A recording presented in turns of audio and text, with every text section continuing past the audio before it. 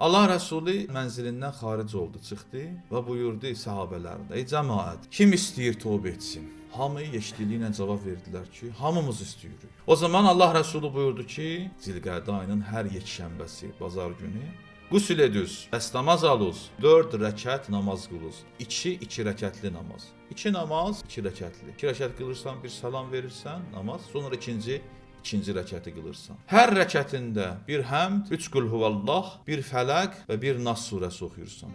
Çox sadə bir namazdır. Sübh namazı kimi qılınır. Fərqi budur ki, sübh namazında həmddən sonra bir qul huvallah var. Burada 3 qul huvallah, sonra fələq və nas surələri oxunur hər rəkətdə. Namazı qurtarandan sonra 70 dəfə istiğfar edirsən. Estəğfirullah Rabbi və etûbü ileyh.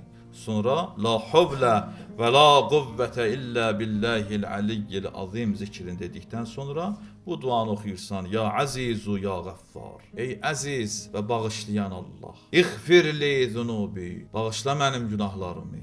Və zunubə cəmi'il müminin vəl müminat. Bütün möminlərin və möminələrin günahlarını bağışla. Fə innəhu la yəğfiruz zunubə illa ənt. Çünki günahları fəqət sən bağışlayırsan. Səndən başqa bağışlayan yoxdur. Hər kəs bu namazı qılır, Həzrət buyurur ki, göylərdən nida gələr: Ey Allah bəndəsi, Allah tövbəvi qəbul etdi. Günahlarım bağışlandı, əməllərimi təzədən başla. O cümlədən Seyyid İbn Tavus İqbalul Ə'mal kitabında rivayət edir ki, Allah Rəsulu buyurur ki, hər kəs bu namazı qılarsa, tövbəsi qəbul olunar, günahları bağışlanır. Düşmənləri hətta qiyamətin günündə ondan razı olar bu namazın sayəsində. İmanla dünyadan gedər.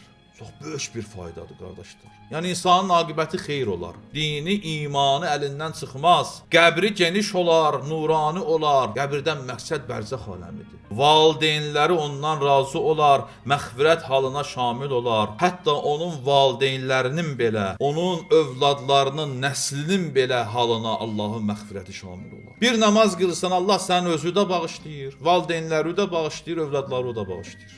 Və əsas lazım olan məsələ buyurur ki, ruzi bərəkəti çox olar. Ola bilsin, bir adam məhz buna görə qıla bu namaz ki, ruzisi geniş olsun. Əsas məsələlərdən də biri budur ki, ölüm mələyi onunla görüşərkən ondan yaxşı rəftar eləyər. Asan can verər bu adam.